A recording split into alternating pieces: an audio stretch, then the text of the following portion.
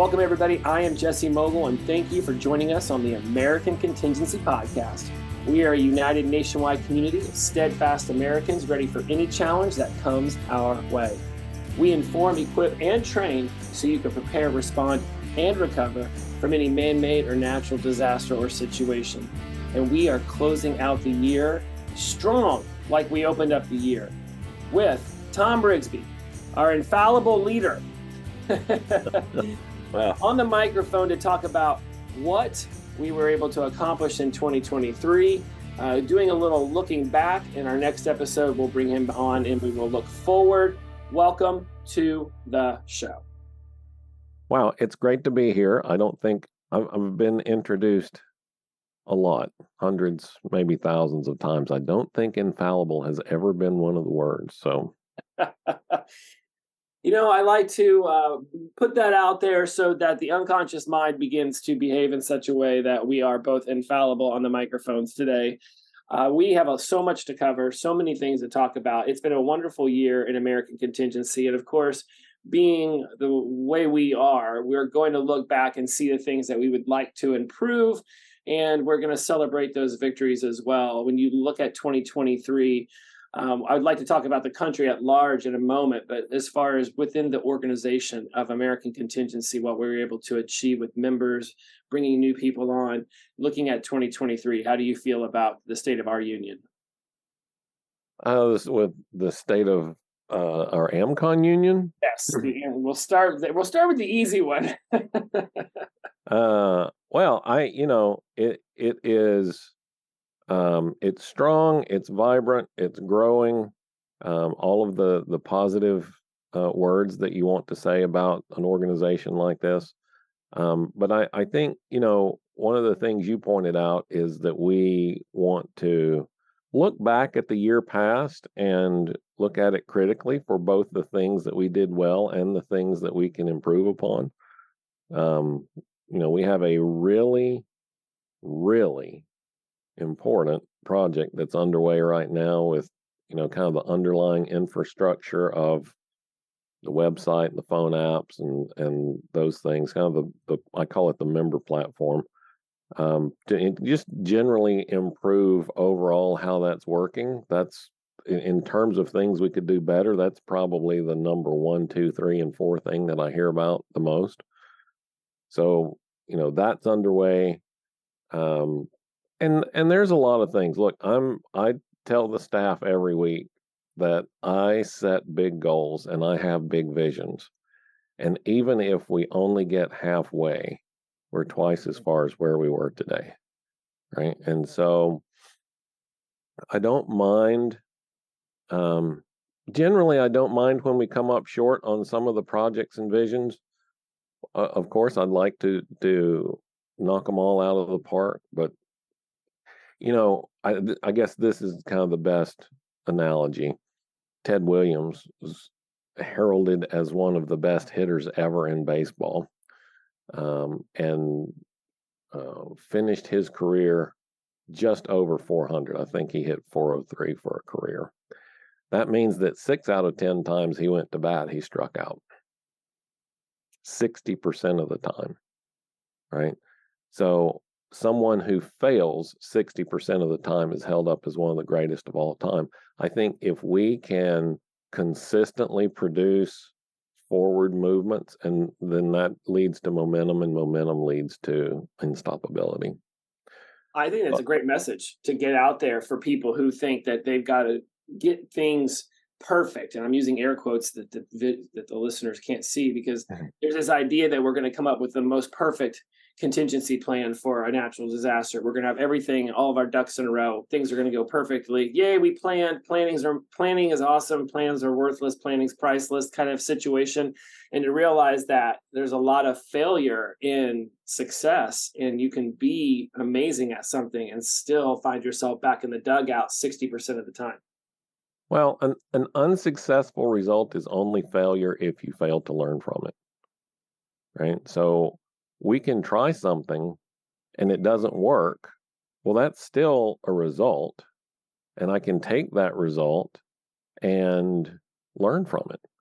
And if I just fail to learn from, go, well, this is never going to work. We're never going to achieve this outcome. No, this particular result didn't tell you that you're never going to achieve this outcome. It just told you that you need to try a different way. Right. And so, well, we're getting in the deep weeds today. But well, we're going to jump us right into it because I love that you brought that up. The fact that this idea that it's only failure if you don't learn from it. Because on my other podcast, I talk a lot about there is no failure, there's only feedback. Are you doing an after action report and actually absorbing the feedback you are getting from your results and then seeking, if you're not happy with them, then great. What can you begin to tinker with? And when we start thinking about preparation or crisis management, just in the normal everyday flow of life, are you ready for any given Tuesday? Because yeah, we can make fun of zombie apocalypses and post-apocalyptic nuclear scenarios, but in reality, most of the crisis events that we're facing are just ones that shoot our blood pressure through the roof for a very short amount of time while we're trying to figure out how to get our kids to school when we just found out that the road was closed and we're sort of stuck where we're at. Well, I think what happens a lot, Jesse, is that we get really hung up on the causative event versus the practical impact, right? And look, I talk about crisis moments all the time, right? And that's what you were just describing. Trying to get the kids to school without being late and the bridge is closed, or there's an accident on the freeway, or car's got a flat tire, or something much more significant, right? Trying to load the kids up and one of them falls out of the car and breaks their arm. These are all crisis moments as equally important to that family in that moment as if there were a Carrington level coronal mass ejection about to wipe out the planet or half the planet. But we get too wrapped up in talking about and kind of fixated on the causative event. Yes, there are some nuances that I need to pay attention to regarding why the power might be out, but the practical impact is that the power's out. And I've got some things that I need to work on. If it's summertime, I've got to find a way to keep my food from spoiling. If it's wintertime, I've got to move the food outside so it'll stay cold. If it's during the day, I've got a little bit of time to figure out how to heat the house if the electricity doesn't come back on. If it's already nighttime, I've got some work to do, right? So, what we try to focus on is mindset around those crisis moments, but then also thinking through and kind of planning for the practical impacts, what to do when the power's out, what to do when you turn on the tap and no water comes out or black water comes out, what to do when there's a medical emergency. Great example. I use this example all the time. You have a fire extinguisher in the kitchen. Well, if you want to rely on infrastructure, then why would you bother to have a fire extinguisher in the kitchen? Why don't you just call the fire department?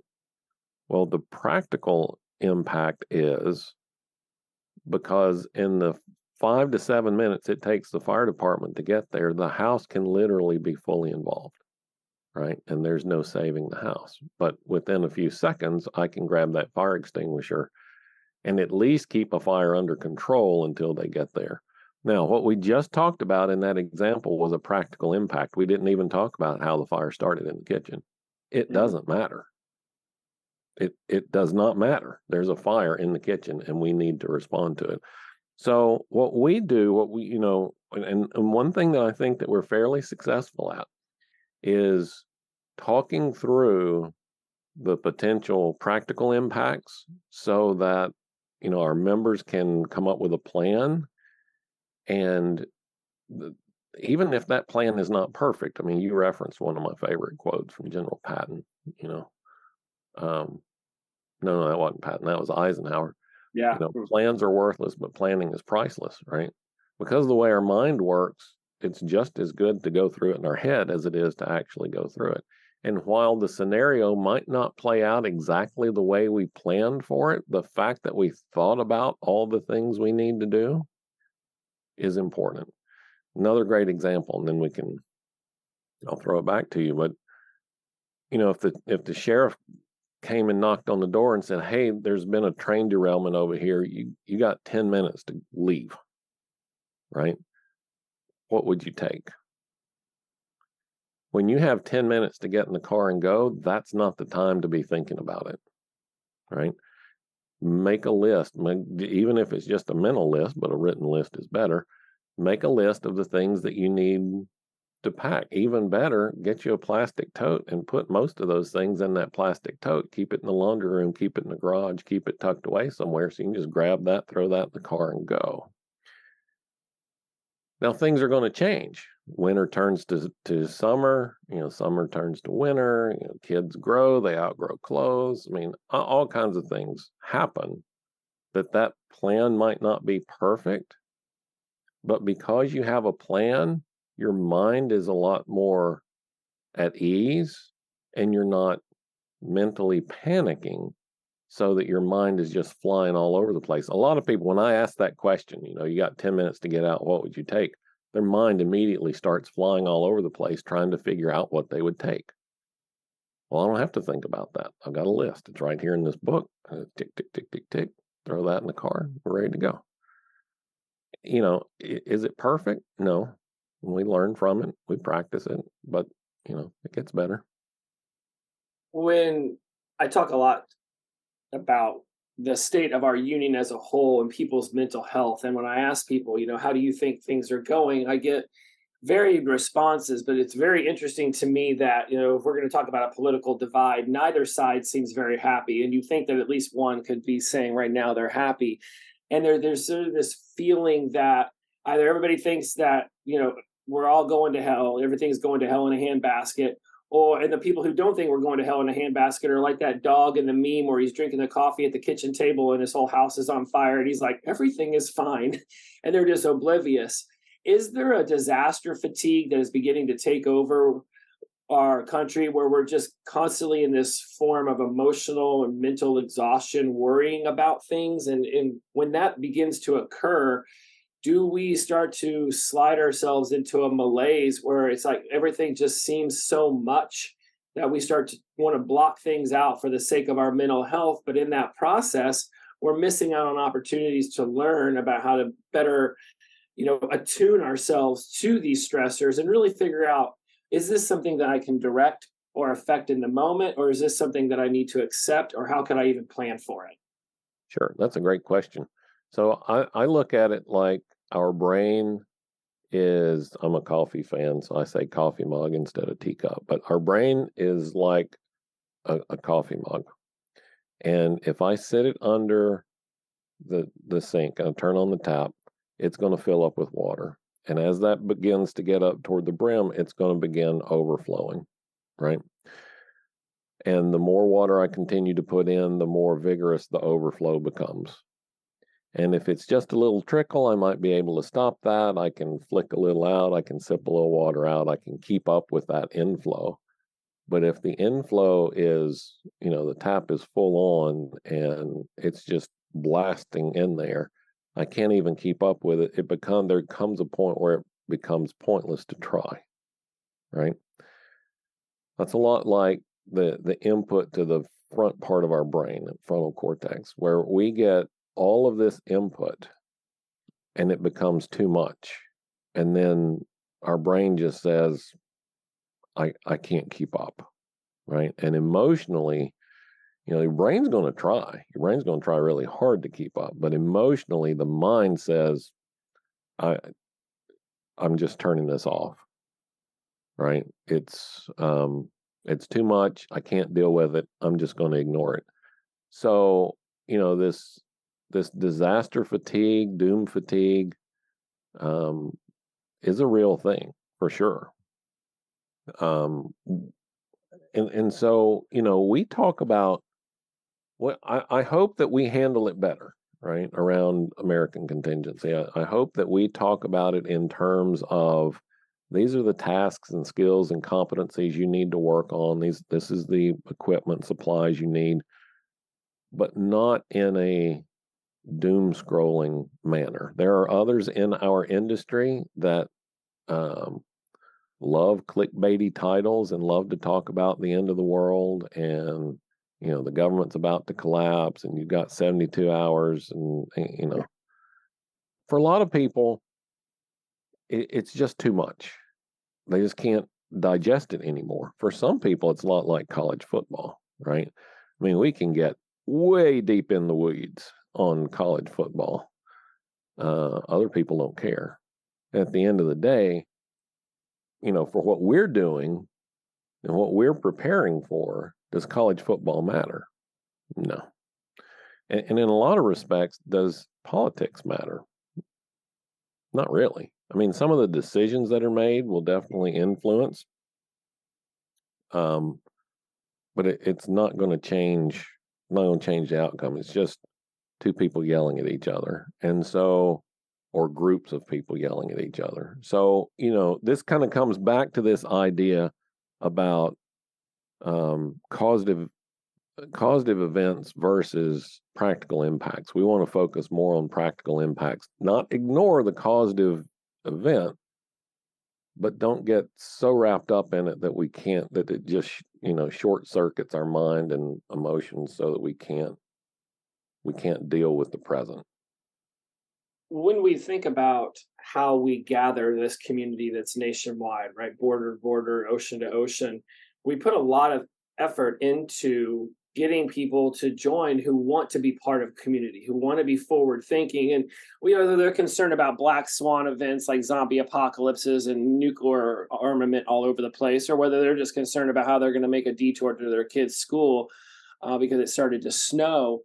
What are we working on within American Contingency for our chapter support in order to vet our groups and introduce new people into a already very familiar system to us, but unfamiliar to them, so that we want them to, it's like throwing a new fish into the river. We want them to gather into the school, be able to share what they know, and also be able to learn from us. One of the things that we do differently than others in the industry is we encourage people to meet face to face. We are not limited to just being keyboard jockeys and, yelling at the screen. Our real relationship happens face to face. And so we encourage and facilitate people meeting up face to face. We've got programs to, kind of help with the safety of that. But at the end of the day, we want local chapters to form because those are the people that are going to be able to help you when you experience your crisis moment. And then this year, one of the things that we've done that I'm really happy that we're making progress on this is our chapter vetting and chapter support program, where we kind of go behind the scenes and check and make sure that those chapters are structured well and they're set up well for success, and that their members are participating. And then the chapter support program takes some of the proceeds, some of the profits of the business, and we put that back into the chapters to help them locally strengthen their local chapter and their local capabilities. I'm really happy that we've been able to accomplish that this year. One of the ways we enjoy bringing money back into the local chapters is through regional events and getting the members to participate so that they can connect, so they can unify. It's not just a bunch of, like you said, keyboard jockeys. We want face-to-face interaction. So if something does go down, then they know that they can call upon these people because they've actually made a real life face-to-face connection with them. What is that like when you get to go to some of these regional events? Because I know you've traveled a lot this year and been able to go to Dallas and South Dakota and out to California and Utah and places like that. What's that like for you to experience the boots on the ground growing of our regional chapters through these regional events? Well, I mean, as I typically say when I'm making those visits, it's one of my favorite things to do. I love being able to spend time with the members. I love being able to hear their input, their questions. For a lot of, this, I mean, you've done a lot of internet-based work. When you're developing products, you're developing courses and training and whatnot, we tend to make, if you don't have feedback from your customer, then you tend to make educated guesses about what they want. And then you wind up throwing a bunch of stuff out, bunch of different courses, find one that people kind of click with. You take all the other ones down, you pour everything into that, and then you repeat the process over and over. By getting to go out and make these visits and talk with the members and see them, go camping with them, go eat with them, go train with them, just sit down around the campfire and talk, I get to hear the feedback from them. It says, boy, I really wish we had so-and-so. Boy, I really wish we could do this and such. And so instead of having to make educated guesses, we get direct feedback to help guide what we do, what our projects are, and what our focuses are.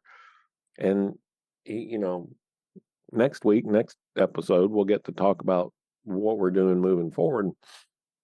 But all of that has been influenced by what the members want. And you look across the whole landscape of people that support preparedness. That doesn't happen anywhere else. I mean, not this, this face-to-face chapter building, having somebody local to you. I use the example all the time, with my dad. I'm 35, 45 minutes away from his house, depending on traffic or whatnot. But I have an AmCon chapter member that lives across the street from him. If there's something that he needs right away or something that needs to be taken care of right now, I can just call Mike up and say, hey, would you mind going over to my dad's and checking on so-and-so?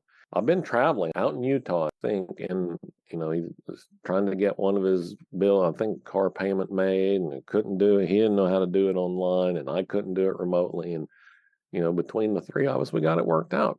That's why you need people that are local. That's why we have a focus, kind of handrails, not handcuffs here, but this 15-30-30 rule, right? We want those chapters to be about 15 families that are about 30 miles or 30 minutes away from each other.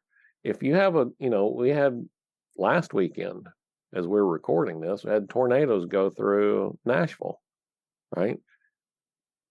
Well, it's great to be a member of a nationwide network, but it's the people locally, kind of within, in that scenario, kind of 100 miles that would come and help you, get the limb off of your roof, put the blue tarp on the roof, put plywood over the windows, whatever the case may be.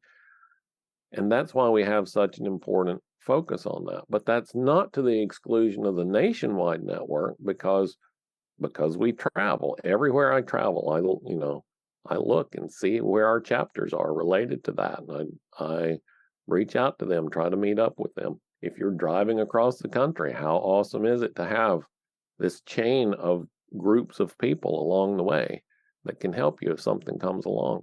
So, there's a macro benefit and a micro benefit to what we're doing. The real relationship building, and a big chunk of the value that members get out of American Contingency is that local face-to-face relationship building that goes on. When I discuss this with people, whether it's locally or whether it's on a nationwide scale, I'll get some that will say, well, I've got a lot of family near where I live. Why would I need to join a organization that's going to come to my aid and meet these people who are relative strangers? And I will get to know them through the local events and things of that nature. But still, I've got 15 cousins who live in my town. I'll just rely upon them. What is your answer to those people who think, well, I've got a pretty healthy network here. Why would I need to join one of a bunch of preppers? Don't be selfish. Just because all of your family lives local doesn't mean everybody's family is local. Somebody lives somewhere else in the country and their family member is close to you. They would like to have someone they can rely on to call if their family member has a crisis moment. But if you think about it strictly from a what's in it for me perspective, that's just being selfish. I like that answer. Right? It's like the idea, like, if I join this organization, what will I get out of it? Because there's a lot that anyone will get out of it, depending on how much they want to put into it, and as well as what is it that they could be bringing to the group. And I think there was a lot of people who might what is it, the Dunning-Kruger effect, where they might overestimate their abilities in a crisis situation, or the opposite of it, where they might underestimate their abilities if they are quite experienced at something. Regardless of how well you think you are prepared, when push comes to shove, your preparation skills more than likely are not going to reach the heights at which you thought they would before the crisis moment arrived. Right. Wouldn't it be better to have a bigger team? It's like, yeah, we have one great running back, but would you also not like to have three more on the bench in case that other one isn't able to provide his usual yardage for the day? Well, sure, you like to have a deep bench. Everybody likes to have a deep bench. Um, that's part of the benefit of being a member of a local group. The way we talk about preparedness, we talk about 12 categories of preparedness. And it's everything from, mobility, food and water, medical, outdoor skills. It's a lot of things. Nobody can be an expert in all 12 of those. I don't expect anybody to be an expert in all 12 of those. I do expect you to be part of a group, a chapter, a team, and that within that organizational element, that group, that chapter, that all 12 of those categories are covered by someone who is focused on that, right? My background, what I've done communications, radio communications related stuff, really my whole career, right? So, within a group, I may be leaned on as a communications expert or the communications resource. I have not done, I'm not nearly as experienced in mobility topics, right? But somebody else over here is. They can break down an engine, rebuild it, not think about it. They, all kinds of stuff. They know how to, pull cars out of ditches and the whole 9 yards. We might lean on them to be our mobility expert. I can't be an expert in everything, but if I'm part of a group where there is an expert for everything, then I'm covered, right? I'm covered by those other 11 people, but they're covered by me. And if I don't join that group and I don't share and I don't offer myself as a resource, I'm just being selfish. And that, those aren't the people we want in our groups anyway, right? So it's in the industry, in our vernacular, we talk about people like that and call them lone wolves, right? So no, me and my family, we're covered. Me and my wife, my two kids, we've got everything we need. We got a little hidey hole dug under the house. We got 3 years worth of food. I got all the beans, bullets, and band-aids that I need, and we're going to be okay. Awesome. That good for you. You should go hide in the hole when things get bad, and come out whenever you feel like coming out. The reality, though, is that that's going to be very difficult to get through by yourself. Might not be impossible, but it'd be very difficult. Which goes back to this idea that I can't be an expert in everything. I also, at some point you have to provide for security and defense. And how are you going to do that when you need to sleep? I mean, there's just these practical issues that come up that we need to address. And this whole idea of doing it by yourself is just not the way to win at that. Well, and our country forged its path the way that it did by uniting as one to, go across the vast plains or sail huge boats across the ocean. We've done things together and gotten farther than we ever would have gone, faster alone. And when I think about all of the different ways that we provide information to people, I know that we have this situational report that we do regularly that we put out to our community in order to create a reliable source of information that people could utilize, whether it's, these black swan events that everyone loves to make fun of and try to prepare for, but in reality, the day-to-day crisis events are the ones that we are most concerned with. What brings you joy when you think about the way we are able to gather information that's accurate and factual and get it out there and present it to the people who want it the most? That's a great question. It's worded magnificently, what brings me joy. So, you know, Ted is the leader of our ASAT team. That's the AMCON Information Situational Awareness team. We worked really hard. He has worked really hard, and his team, to create the daily sit rep. That's an email of the 5 things you need to know to start your day. It publishes, it's in everybody's inbox by 6 a.m. East Coast time. Got everything from the news, current events, weather, literally everything you need in there for the current day. And one of the things that I said to him when he took on the team was, I will know that we're doing it well when members begin to say things like, I saw a story about something, about some event on the news. Let me go see what AMCON says about that. Right? Where we become a trusted, reliable source of authoritative fact. Right? And I don't, I don't have to tell you how to feel about things. And this is, we are an organization made up of thousands of people. Different people feel different ways. I'm not even, by no stretch of the imagination do I think our membership's even limited to right leaning people. I mean, we should have, everybody needs to be better prepared. Everybody should depend less on infrastructure and systemic delivery. And so everybody's not going to think the same way about different things. What I want us to do is present the facts. Here's what really happened. Here's, what the current state is, and here's what we think could happen.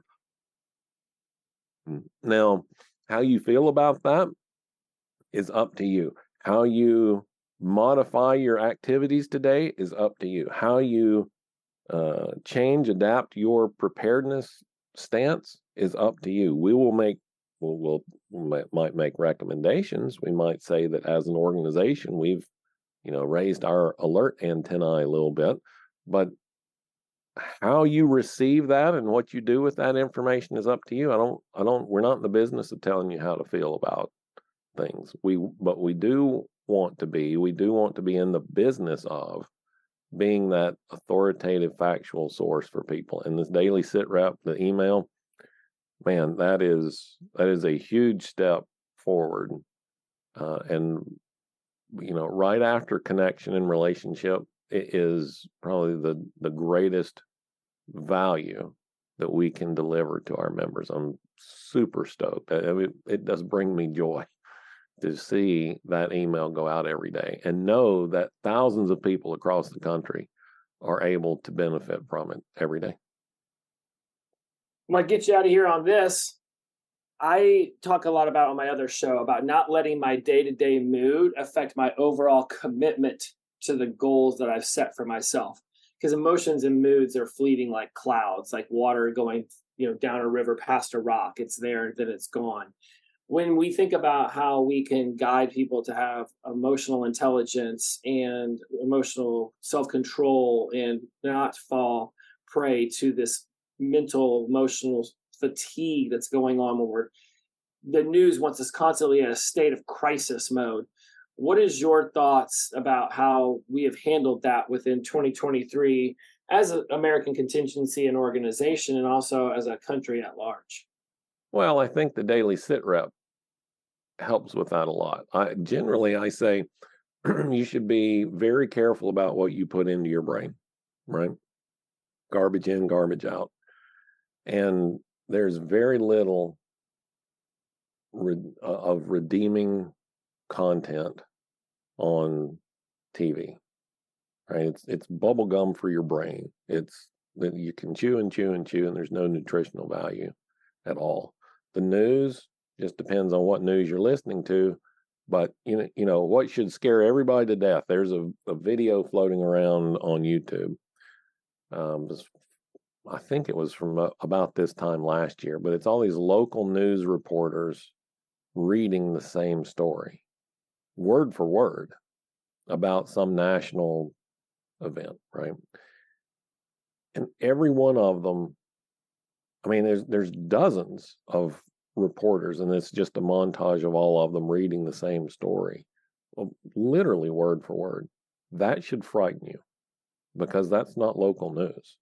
That is someone somewhere distributing the narrative that we want to, put out to the people. So we have to be very careful about what we take in and what we trust as authoritative.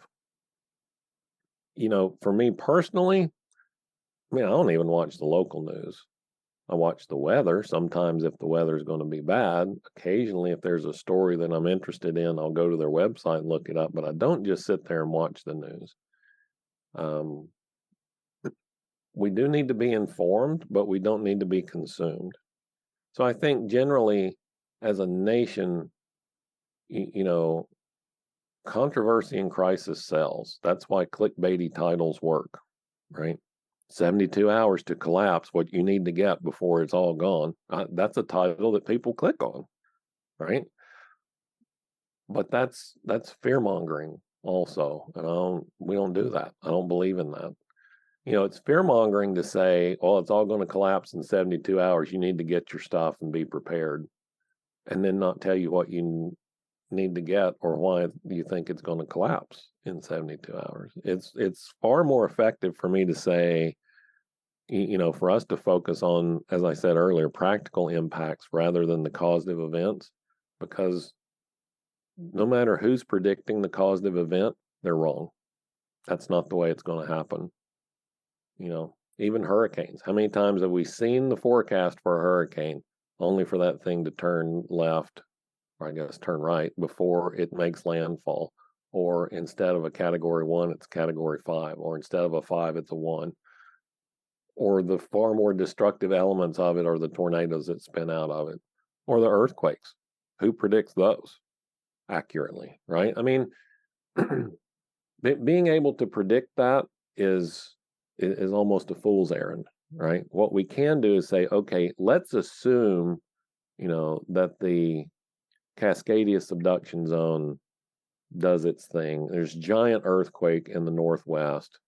What are some of the things that might happen? Well, there'd be power outages. The water wouldn't work. The roads would be closed. Okay. Communication networks wouldn't work. Okay. All of those things. So what are the practical impacts of those things on me? Right? And then how can I mitigate those so that the negative effects are lessened? That's what we can do. And so instead of just sitting there and soaking in hours and hours and hours of video about missiles and rockets and whatever else, let's just acknowledge, okay, that stuff's going on somewhere in the world. What's that going to do to me? How do I need to change my behavior based on that? And a lot of times you ask that question and you answer them honestly, the answer is, yeah, it's not going to change my day to day at all. And, you live accordingly. Goes back to my saying, if you cannot affect it, direct it, then accept it.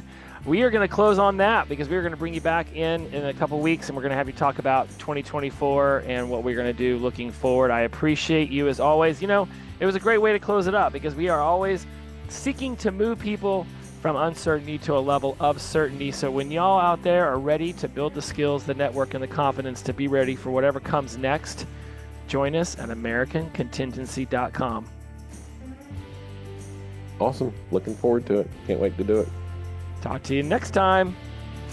Bye-bye.